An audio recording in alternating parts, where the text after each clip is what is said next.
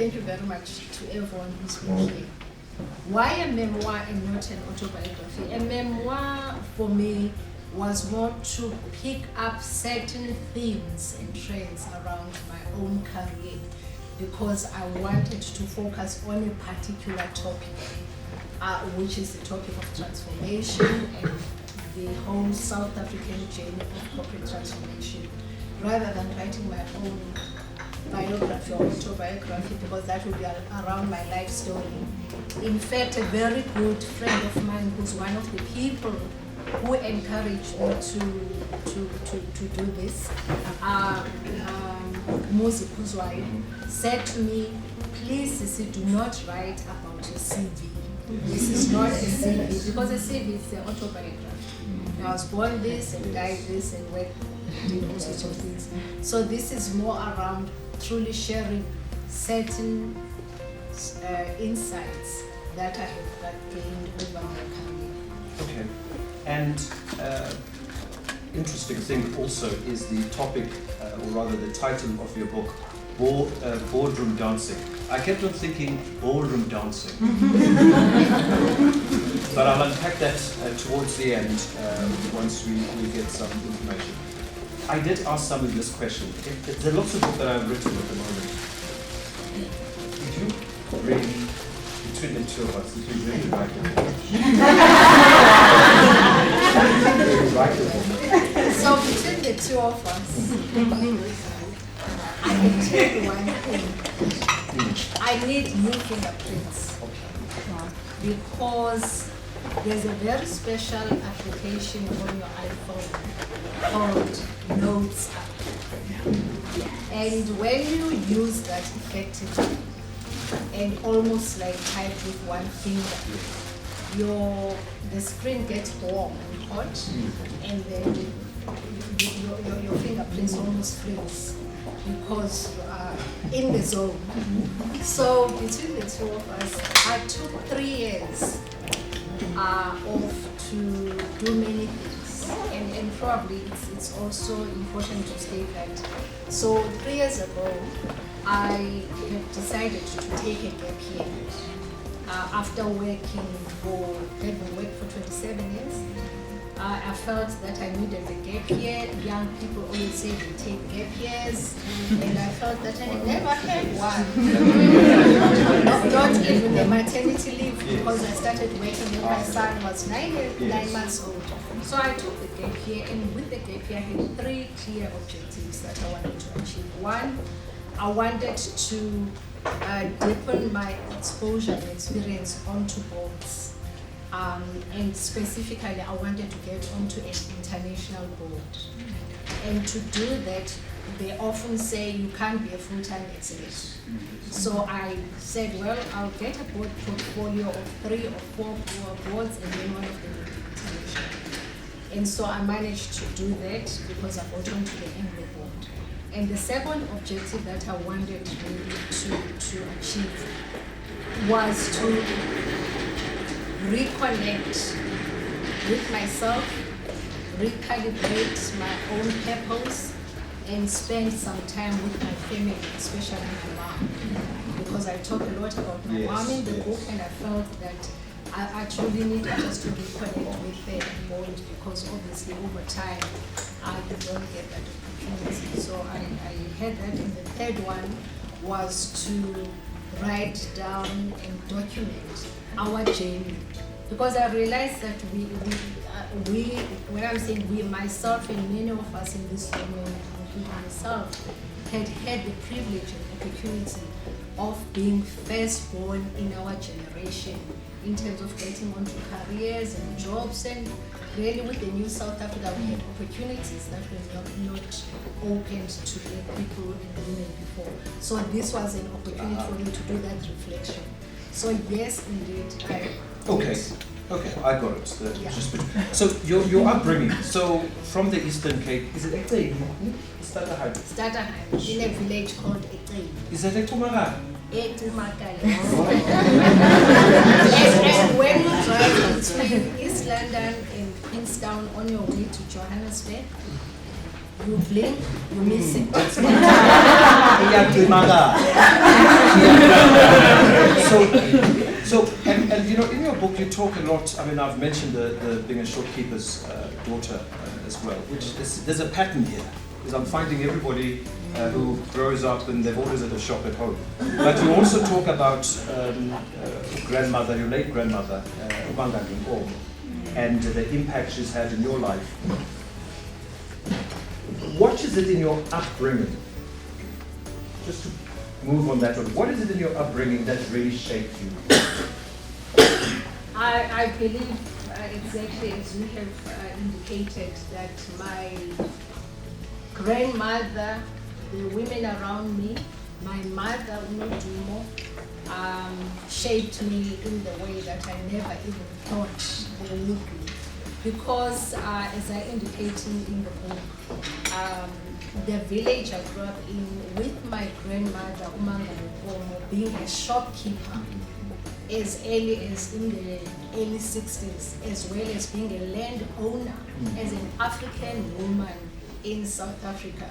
There was something that was not connected there. And also my mother having inherited the business from her mother-in-law, when my dad passed away in 1972, meant that then as the firstborn daughter, and the firstborn child, I supported my mother in whatever she was doing. My mother was only 28 years old when my dad passed away, and I was 8 years old.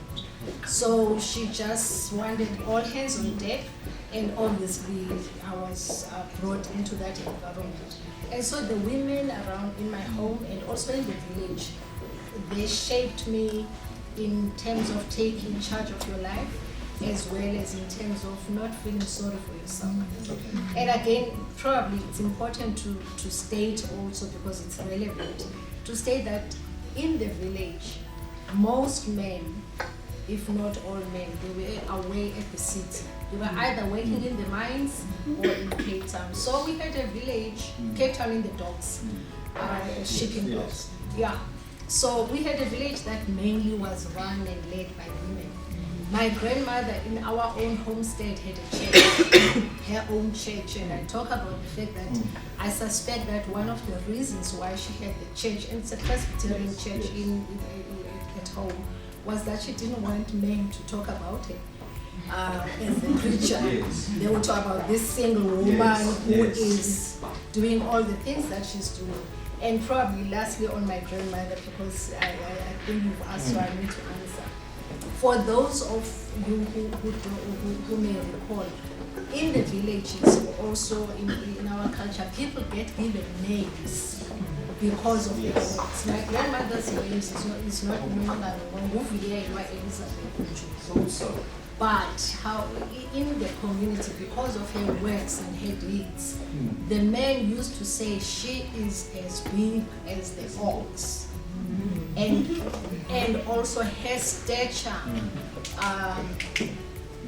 overshadows and covers a lot of things that men cannot do. But imazi etsalanenka. So if you know what that means, when they put a span of oxen, it's always the 4 or 6 strongest cows that you can get. It's very rare that one of those will be a wolf. I don't know what to call a female cow.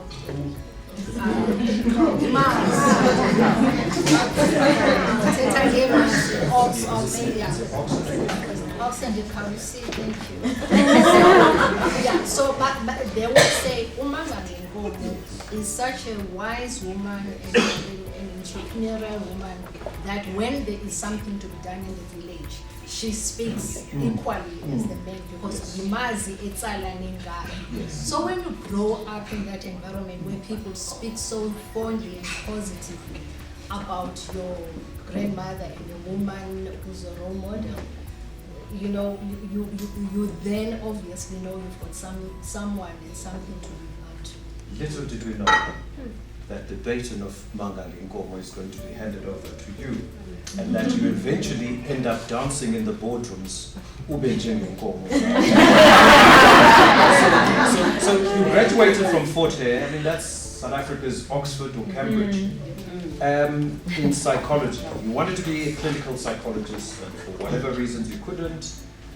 no life experience, very young, with a baby and a husband. This is all the exciting stuff. And then I want to get to the part in your memoir where you talk, let me read this part. Personal is political, both at home as well as professionally. Can you just elaborate on this?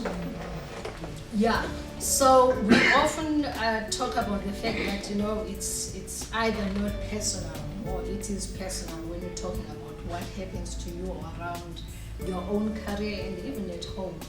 However, the personal and political for me is the fact that when I reflect back on my career over the years, having started working in 1990, 5 months after Mandela came out of prison, you map up the role of corporate South Africa in terms of its impact around transformation for black people and professionals, in the sense of what was happening externally, in the macrocosm of society, the political journey pre-1994 and post-1994, the political climate and sentiment influence what corporates within the organizations did on transformation. That's one side of it.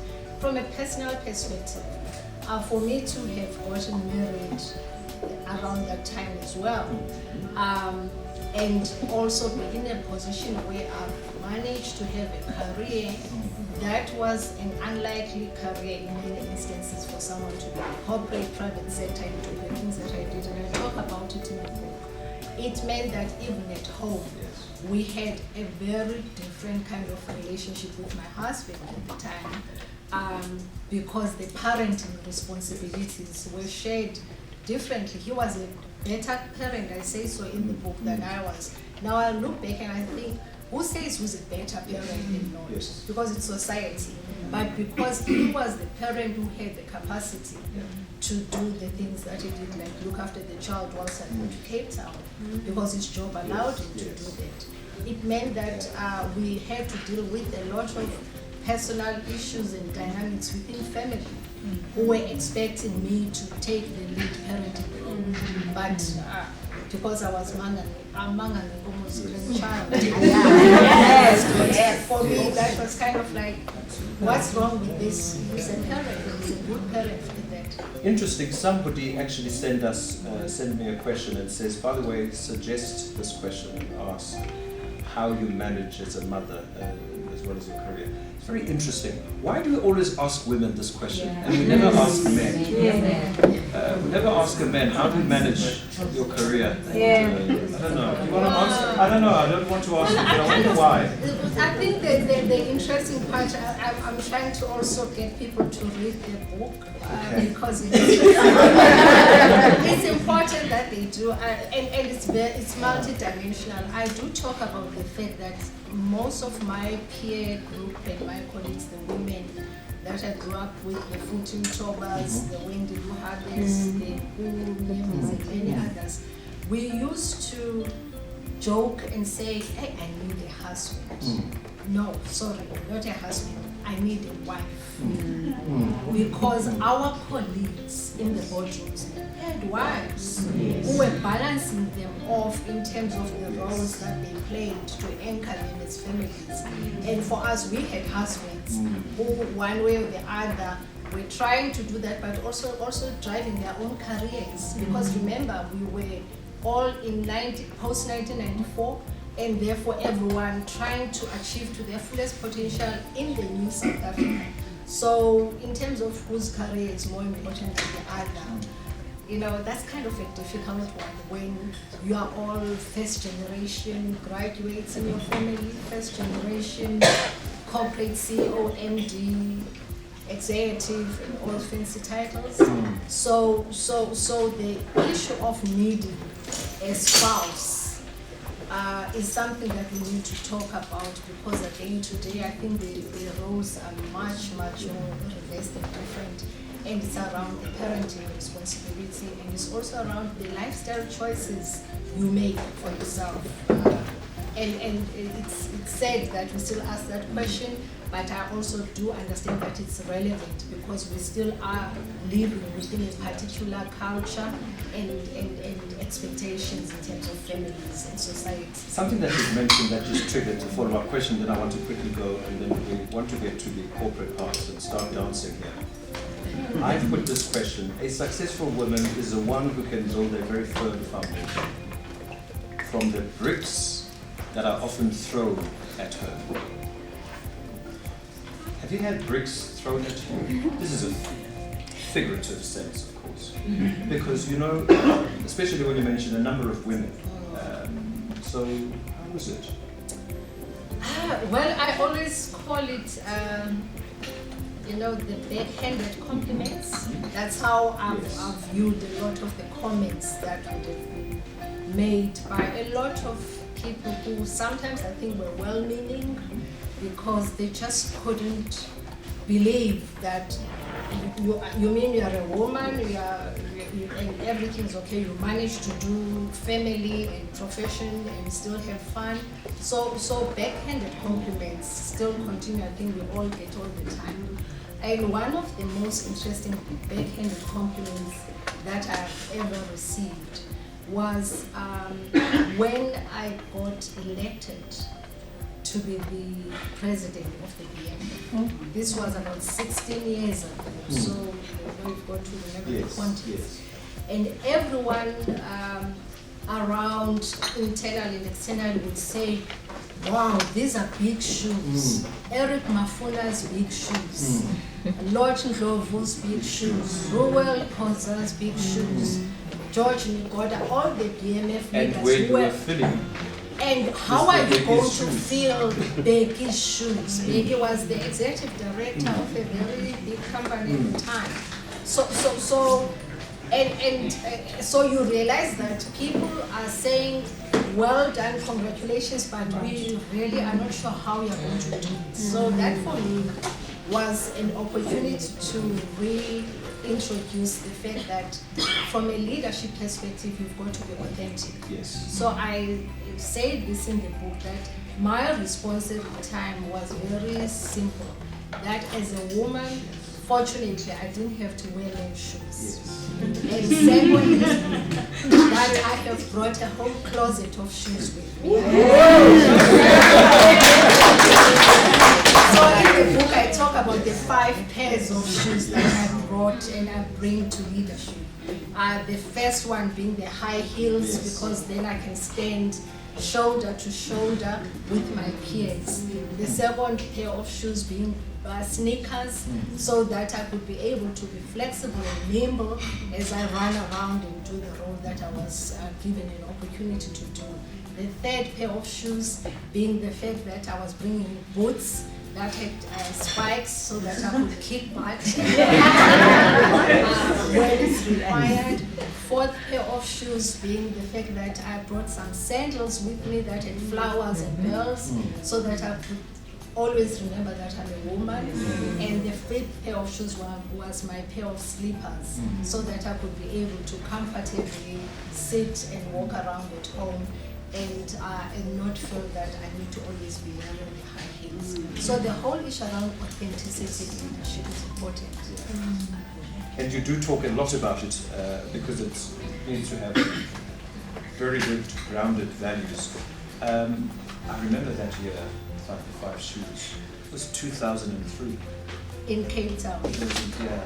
Yes, indeed. It was in Cape Town, and I think it was a great year for the BMF because it was a historic milestone for the organization.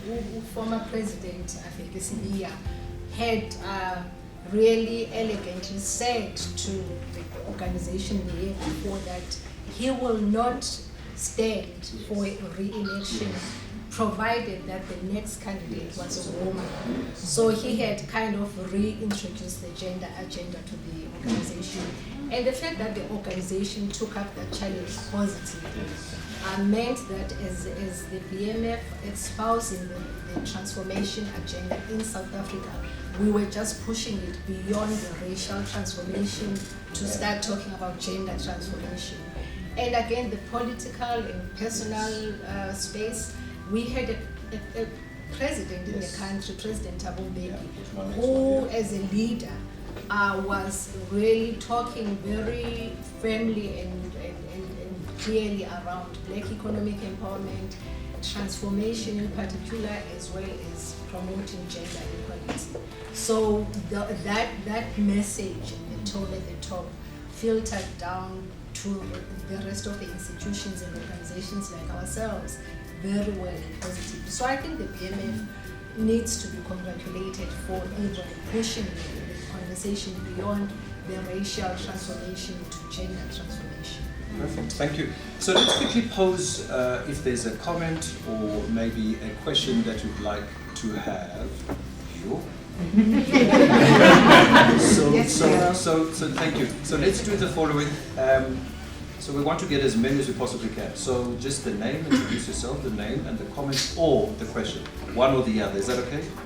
Yeah. One question per person. Is that fair? Perfect, madam. Thank you. Good evening. I'm so excited to be here. I finished your book in 24 hours. And one of the things that stand out as a comment, one of the things that stood out in the book is when you talk about creating time for your son, making time for your son. And that hit me very hard. I found myself on a flight to Cape Town to visit my 21-year-old in the city. Secondly, you speak about making sure that if you see yourself in that boardroom, find your own seat in that boardroom by starting to volunteer, even to take minutes. That stood out for me. That's like the very best thing that I thought I would use, because I thought I was very senior at work to start being taking minutes, obviously, but still I want to be at ethics. So that to me was really, really, really. And the third one is being Umafungwashe, being a firstborn, being the firstborn girl born with boys. And to me, that spoke to me very well, because I'm also in the same position of always looking after my brothers. Thank you very much for your book. It was so inspirational, so emotional, so spiritual. It was such a journey to read it. And when I finished it in 24 hours, I was like, I want more of Part her. 2.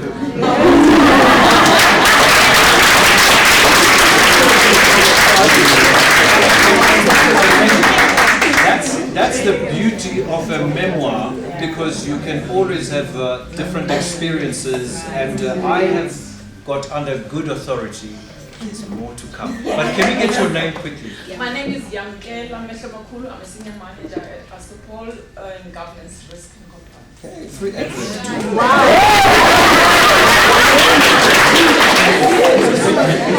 So next is another one. This side. Yes. Comment. There's one there at the back. We see you, madam. Yes. Hi, Nicholas. Hi, Nolitha. I'm Essay Tumangwajwa. You mentioned, and you say quite a lot about being first generation, sort of first to graduate in your family, first black intakes into a corporate, first black executives, etc. And I often wonder, do you think that the tools that you used, to the tools of success in your career in that context still apply now, where we are not the first black CAs, we're not the first black anything really, and suddenly what you thought was the pinnacle is no longer the pinnacle. So now you're a CA, except every other CA has now got an MBA, and you're all there, and you're all, So I just want to know, what do you think? Do you think the same tools apply? And if not, how do you think you sort of differentiate yourself and become successful and emerge in this kind of an environment that we find ourselves in today? So thank you. Thank you. Yes. Thank you again, Yamkela.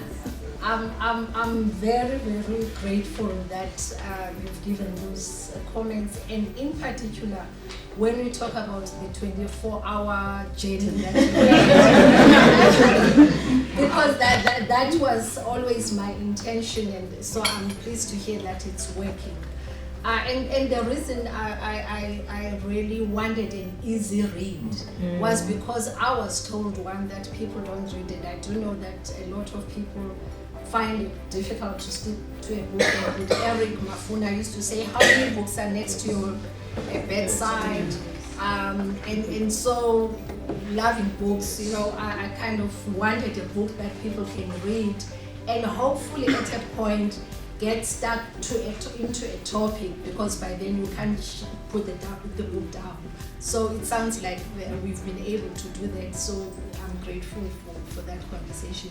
And I'm hoping that you're able to go back again to the book as a reference material that you could look into. I think your comments link somehow also to Esethu's comments, because the whole issue of talking about the firstborn and mafungwashe in your family or in your generation, it's something that I felt very strongly about, that we needed to talk about in South Africa in terms of our transformation journey, because of two things. One, it's very sad and frustrating and disappointing that 25 years into our democracy, we still have to talk about first black this, first woman. That completely is a sense of disappointment, I think, for people like myself and many others who had a dream of what the South African transformation at a economic level looked like. So that's one point that I will come back to. The second one, the importance is because as a firstborn mafungwashe, just explaining the concept of mafungwashe for those who may not understand. Mafungwashe or mafungwase, it's a Nguni word for the firstborn daughter. So whether you're daughter number 4 or firstborn at home, your brothers and siblings, when they talk, they say, we swear on my sister's name. And it's almost giving a promise and a commitment that this is my word and I will do it because I'm swearing on my sister's name. In other cultures and societies, you find the similar tradition. If you want to get married or something is happening, they will say, go and talk to your aunt, go talk to the big aunt, because you are meant to be the one who pulls the family together. They are meant to be the one who's telling the stories to the nieces and the nephews around who they are, and also truly making sure that the family traditions continue. So as a mafungwashe, you also have a very important responsibility to be a unifier. You can't be a mafungwashe who becomes a makatsi who becomes problematic. With that kind of a legacy that I had owned for myself as a firstborn, I felt that moving into these spaces in corporate and companies, where you come in and you realize, oh my goodness, where are the people who look like me, who talk like me, who sound like me, women or black people, then you realize that I'm the firstborn, and therefore why am I there? And what is the role of a firstborn in a particular generation? It means you've got a responsibility. And my responsibility, and I think our responsibility, is accepting that we've got a transformation mandate that we bring with us, because we are in these companies, and certainly in my generation, we felt that from a employment equity, black economic empowerment perspective, we got into the positions because of that legislation, and therefore you need to own it so that you can leverage it positively. Because if I don't come in and say I'm an employment equity candidate or BE beneficiary, then it means I can't say when the other people are doing funny things, oh yeah, what about transformation? Because they are going to say, yeah, the one who said you don't want to be treated as a BE or employment equity candidate. Those are some of the nuances that were there and are still there in the boardroom. People very quick to tell you that, oh, your other black colleague has told us that they don't want to be known as an employment equity candidate because they are here on merit, as if you have said being there as a black person as a woman on an employment equity or BE ticket, it's because you're not there on merit. So those are some of the conversations that we have had to go through and be part of, and you realize that to anchor yourself in that conversation in the boardroom, you need people to acknowledge and recognize that there's a transformation mandate that needs to be done, and that you also, as a symbol of that transformation, you are there to also open doors for other people who will not be people that you know. You are there because you are there to ask the difficult questions. And I say to people just on the boardroom issue, when they invite me to come onto their boards, are you aware that you're also taking on a problem? Yes. Because as much as I'm a good person, I'm also bringing a mandate of other black people and women. And if you don't like my mandate, you may find that you've got a problem already within the boardroom. I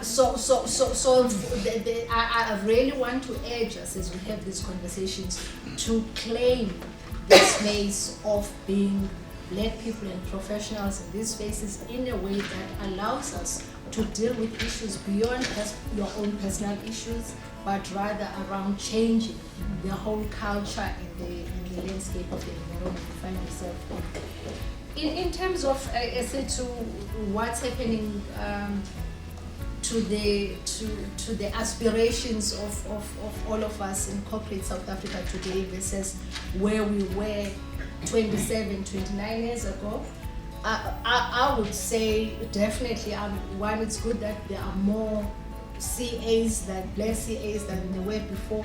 However, you also have more possibilities and options than we did at our time. With us, the options were very limited. To go into a trainee program, graduate trainee program of a retail company like Woolworths with an honors degree in psychology was kind of like, shouldn't you be going to merchandising? Shouldn't you be going to store management because you've got a family retail background? But for me, it was like, no, I just want to understand another side of a business that I would not ordinarily have been exposed to.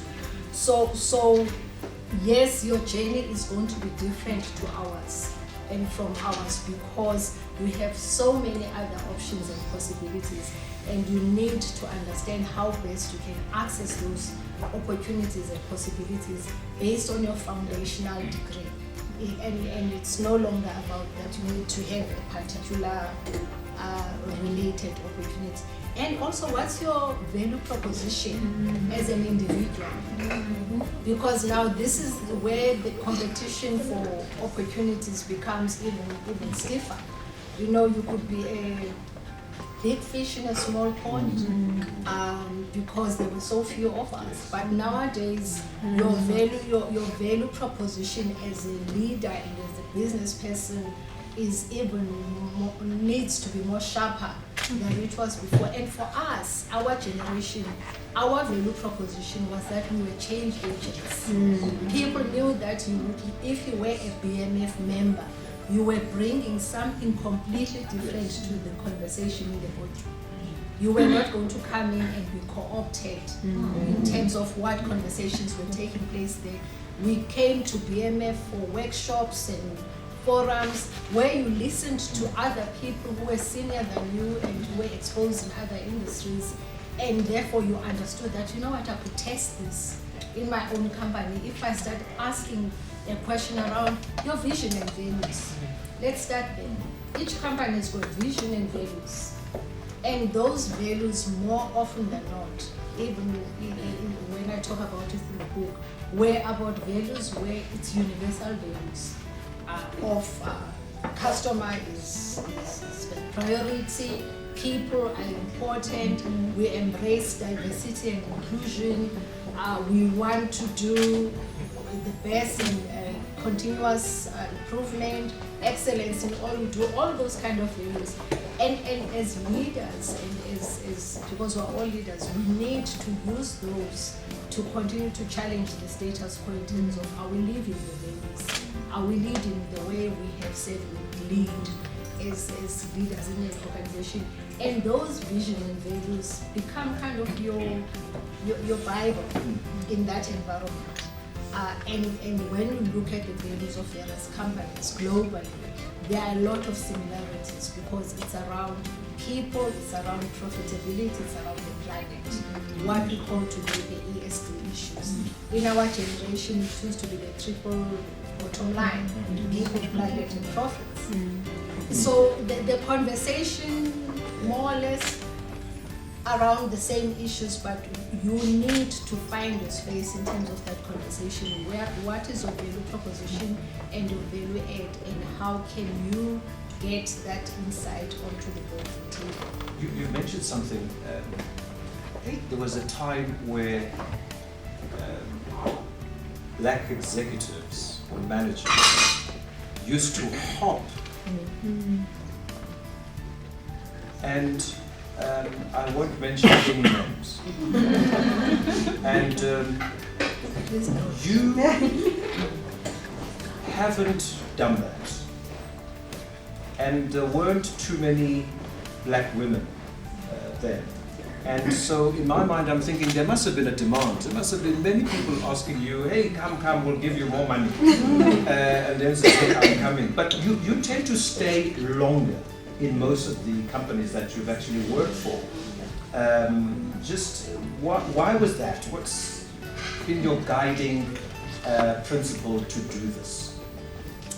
Well, we can come back to the hopping issue because it was a big topical issue of our generation. Personally, I think I've got this kind of streak that says if someone is saying this can't be done, I'm kind of saying, okay, quietly, I'm going to have to prove to you that it can be done. And have to find ways, and if it's the last thing I do before I die, or even if it kills me, I'm going to have to do this. So there's that streak, because when you challenge me that way, it's almost like you're challenging my whole generation, my whole DNA, up to my own mother and my grandmother. So there's that secret part. But also there's a part around just being tenacious and resilient. Because you've got to continue to focus on the goal. What is it that you're looking to achieve? And having walked into any space, I tend to see the possibilities and the opportunities. And if anything I get involved in, it's going to take me towards that goal, then I'm still going to be staying around.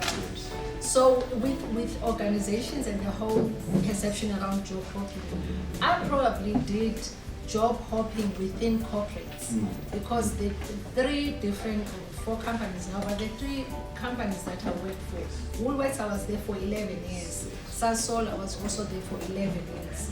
In between I was with Nedbank for about 18 months, and BMF I've been there since 1995. So you kind of are in that space. You will realize that there's a 2.5 year cycle in my different jobs and jobs that I have done. And the 2.5 year cycle means that you come in for the first 6 months, simply you're learning. You're trying to understand who's who in the zoo and connect the dots and all that. And after 6 months, you are ready to deliver to what you were employed to do. And that normally will take you a full financial year. So it's around 12 months. So when you think about it, you get your 18 months and you've just achieved your first results, and then you start saying, okay, I've got another 6 months to refine and improve on what I've just done. Whether it worked or didn't work, so what is it I do more of or less of or better? And before you know it, that's 2 years or 2.5 years. When you get to that point, you will notice that your conversations with your line manager start changing. You start feeling more confident and more questioning around, so where do you think I should be going to next? What are my opportunities in this company? And even sometimes you start asking around pay. I think I'm not so well paid, because now you've seen results. You've started comparing yourself to your colleagues and your peers in the company, and you realize, I do things better and differently than so and so peaked in the department. So I wonder how much I'm being paid, and I want to feel valued And that's when good companies and good leaders start having a good personal development conversation with you. And I was fortunate that that's when also in the companies I was at, the conversations around personal development, okay, what program do you have to go to? Are you going on a Harvard program? Do you want to go and study? Or should we be finding another role for you within the company that will develop you and grow differently? And so within those companies, as I've indicated, Woolworths and Sasol and even within the BMF, I've done different roles within those environments and culture. And the benefit of also doing that is that you now understand the culture of the organization. And you are able to say to some people in a new area that you are in that, you can't give me that story again. I've heard this story before. You can start smelling this thing before it even comes, because you say, I've seen this movie before, I can smell it, I can tell you how it's going to end. Because you've been in that culture. You are not second guessing. Whereas when you move into a new company, your learning curve gets longer rather than shorter. In the same company, you become much more of, I'm part of the legacy, and I'm also going to challenge some of the things. Because you can't tell me I can't find women now, or I can't find black people, or we don't have centers of excellence in the country. Because you've been here and you understand what is required in that environment to succeed. So as a corporate activist, and I'm going to come back to questions, as a corporate activist, dancing in those boardrooms, have you ever had to toy? So hopefully not. So my take is, so I'm sure you must have done something elegant other than toy, like a tango or something. So what do you do to really make sure that your voice is heard and that you really are able to transform as required, apparently, as you've mentioned, or expected? So the big question everyone has been asking, the boardroom dancing, ballroom dancing, and all that, and obviously it's exactly around the moves that you make within any environment that you find yourself in. And I'll start to the boardroom dancing title, because for our generation of black people and women who came in post-1994, there was always this skepticism that you guys in the private sector are co-opted. We in the public sector are the ones who are still driving transformation, purely because the language we all understood before was toy. And the language of the boardroom and being inside the boardroom with closed doors and conversations that come out 6 hours later with just 3 pages of minutes. You kind of say, is this all you discussed the whole day you've been there? And people would not get the sense of the essence of the conversations that took place within there. And therefore I felt that it was important to indicate that every culture, every institution we move into, even every meeting for that matter, would have a different dance from one to the next, depending on what issues are on the table. So you've got to come in and be discerning first and understand, okay, what's the dance? Is it waltz? Is it tango? Is it whatever the dance that's happening at the time? I come from the ballroom dancing. Elegance, and for sure has its own elegance and protocols, because every dance has got its own protocols and foundation steps. And you've got to understand that your foundation steps in the boardroom is the transformation mandate before you even get involved in the dance. So you look at it and say, what's the dance now? Will I be able to state my case in terms of transformation? And over time, you soon realize that, okay, if I want my particular agenda to be progressed, I need to have spoken to certain key players, either outside of the meeting or within the meeting. And also I need to make sure that people not only understand where I come from, but also know that I'm an ally when it comes to issue, because if they don't include me, I'm going to challenge them. And then when you start doing that, what happens is that people start coming to you after the meeting or before the next meeting and say, can I explain to you this before we get onto the boardroom? Because they know you're going to ask the questions. And soon they start becoming the champions. And also you should not be predictable in terms of your steps. For me, that has been one of the big issues. Don't be predictable, and half the time you sit there and people, your colleagues say, oh, you are not asking questions today. Are you okay? I'm perfectly fine, because we want other people to dance. And lastly, with boardroom dancing, you could have 100 couples on the floor dancing, seriously, but no one bumps onto the other. It's, there's a flow, and even in the, so you need to understand how you have this conversation and how best you get to shine with your own agenda within that boardroom. Perfect, thank you. I've got 2 questions, and I'm gonna take one from Mr. Davis. Okay, I'm Davis Spear.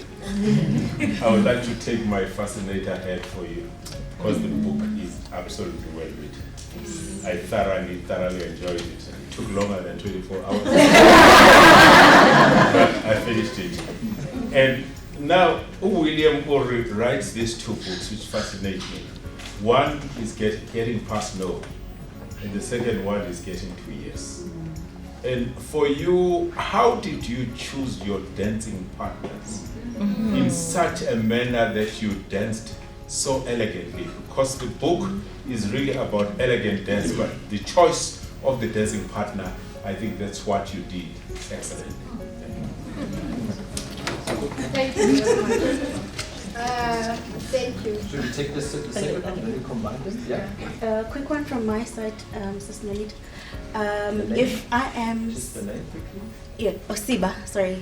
Yes. So here I am as a black woman who wants to sit as a non-exec in these companies. Where do I start would be the first question. Then number 2, if you... It ties in with the first one. How does one prepare for a boardroom position?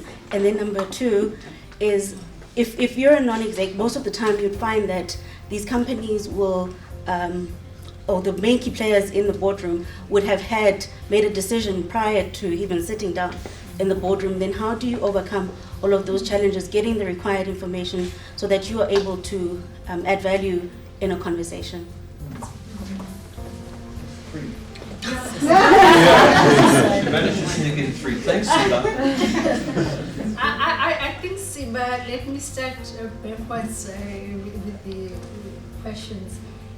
What I've just mentioned around the dances and understanding the language is at the heart of what you're asking. Because again, if you do not even understand where these conversations were made, you are going to be lost in this conversation, because you'll be charging and raising an issue only to realize that these people go to the same church, or they go to the same holiday, or the kids are in the same school. All sorts of things happen outside that you're not even aware of. For us at the time, we would say it's the old boys club, and people went for golf and all other interesting places. So that's why it's important that you have to sharpen your own skills around listening, understanding, and listen with understanding. And I talk about also the processes of saying when you come into any environment and you want to be a change agent, you've got to understand what are your big issues that are going to be the non-negotiables, because you cannot be challenging everything that goes past you. So that would be part of really making sure that you understand all these issues. And obviously mentors play a big role. People who understand the industry, and also the players who are within those boardrooms. Some of us were fortunate that you would be able, through the BMF, to meet people who are working in similar industries, and therefore you understand what are the skills that people have used in those types of industries, and who are the people that really you should be talking to and getting to have their support. That I think mentorship and finding mentors in the process still counts for something. The question of how do you get onto a board as a non-executive director, I think it's something that we all at some point or other want to get into. And my response, besides the fact that you need to have your basic fundamental competence that you bring, it's your own unique value proposition as an individual.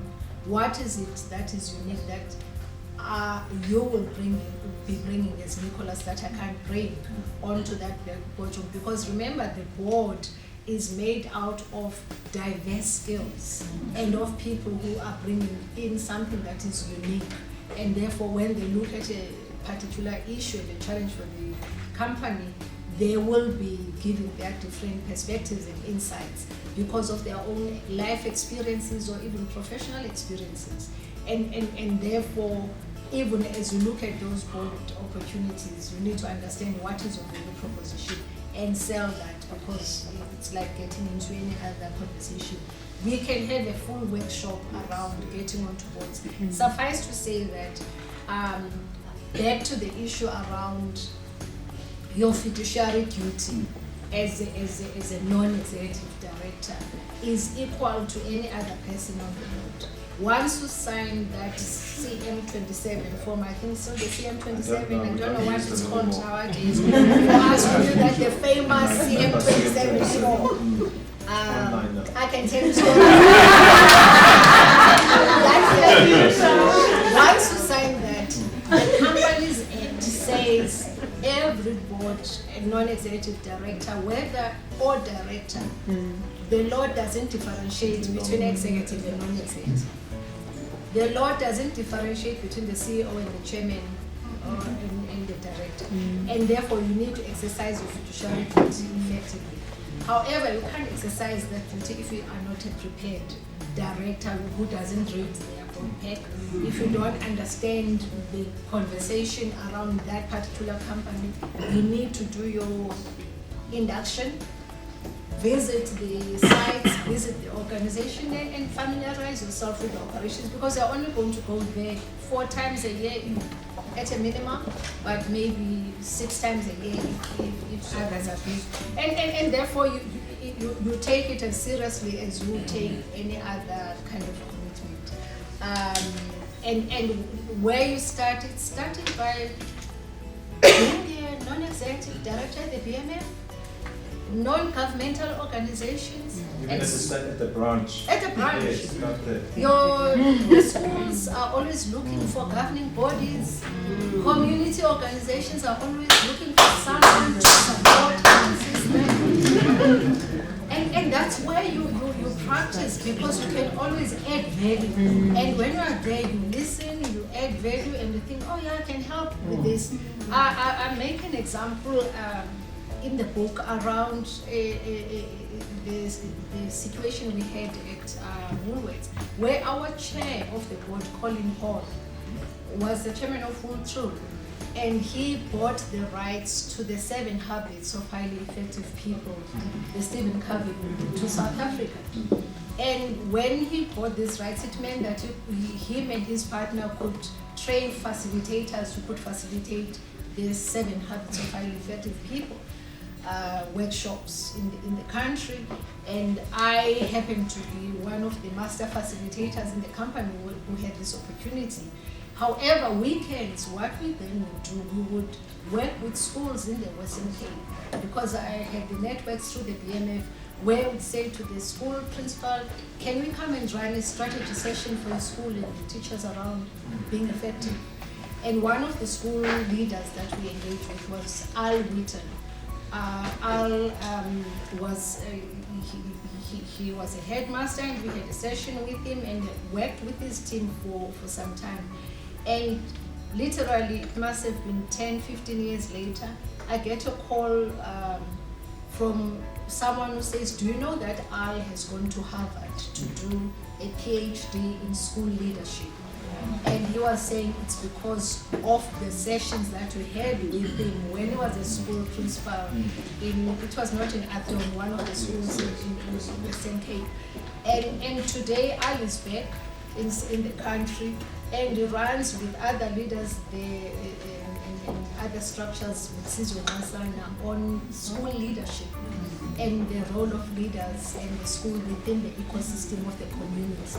So I'm just saying there are things that you are doing at work that you can add value in a community, in an NGO, and all sorts of other areas. I know I'm No, you digressing. definitely but answered that. And then how do you choose that partner? choosing the partner, I think sometimes the partners found me in the service. How I've ended up doing it over the years, I interview the partners that I have, because I always say I need to know who am I going to war with, because the transformation agenda, it's not an easy agenda, so you need to know who can you trust to cover your back, and who can you trust that when you cover their back as well, they are not going to let you down. And with most of my bosses, I've ended up interviewing them more around their own personal value systems to understand, are they aligned to my own personal value systems as individuals? Is it someone that I can feel that I've got confidence in, that we come from the same place? They may not necessarily be coming from the same place from a transformational perspective, but as broader people and human beings, you need to know that it's leaders that you know that you can take their weight. And when they say I support you, they mean that they indeed support you. And it's part of what you need to do. You need to do your own due diligence with your leaders and your partner, because they have done their due diligence on you when they interviewed you, remember, for the job.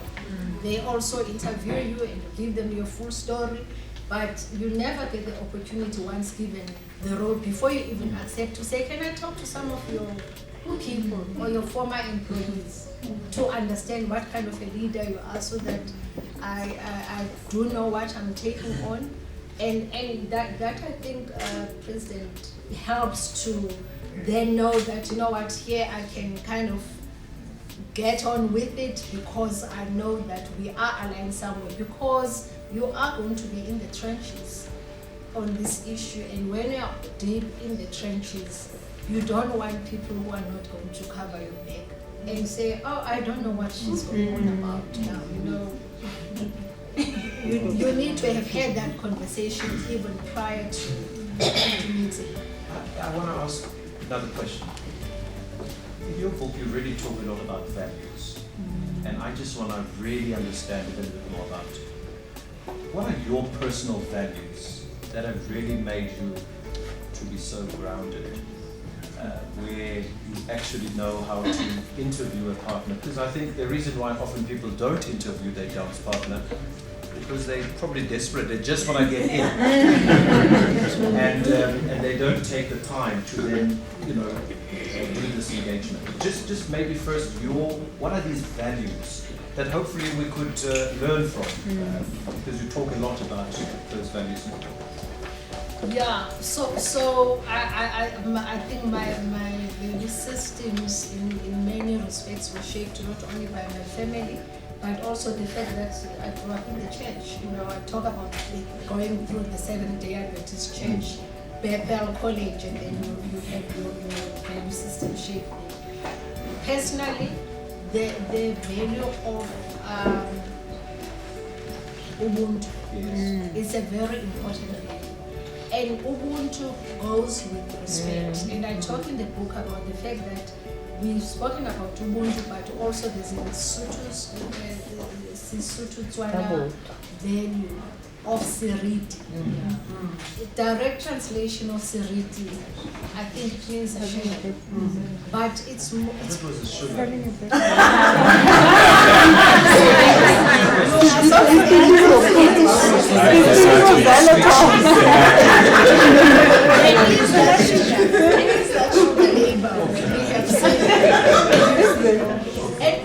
And the whole issue is recognizing another person as a human being, as a humanity. And if you don't have that, it means you don't have the value of respect. It means you don't have the value of caring for one another and each other. And it means also that in terms of accepting that no one is an island. I am because of you are. Then if I understand that my own thriving and survival and existence is interlinked to yours, then I'm not going to lead in a way that's going to come back to me to bite me 5, 10, 15 years later. Because I am doing things based on that integrity, that I'm doing this for me. I often say to friends that I wish you what I wish for myself. Because if I wish you what I wish for myself, then I'm going to make sure that I really give you my best in all that I do. Yep.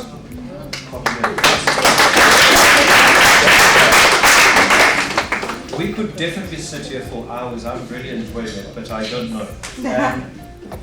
I also don't want, I really want people to really read the book. It's a management and leadership book, you know, with some nice stories, anecdotes about your life, which is actually interesting.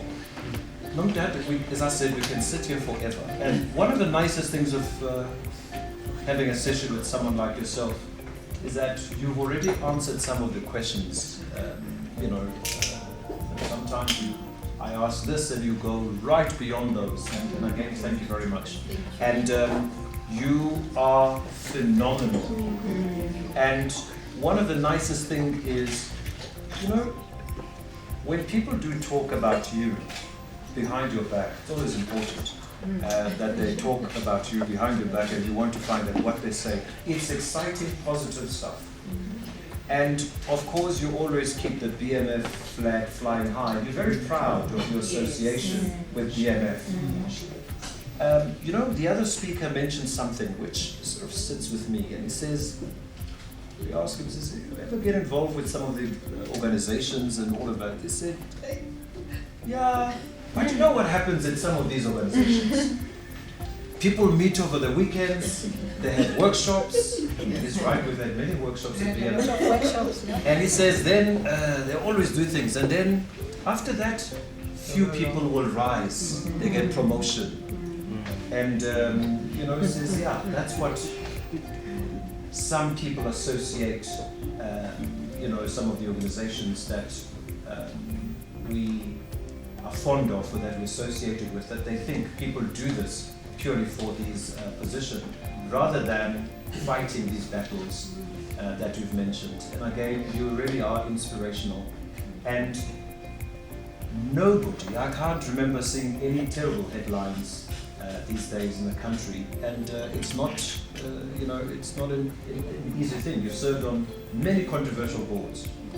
And no headlines where, you know, we get to hear BMF former president is involved in some, what's the new favorite word?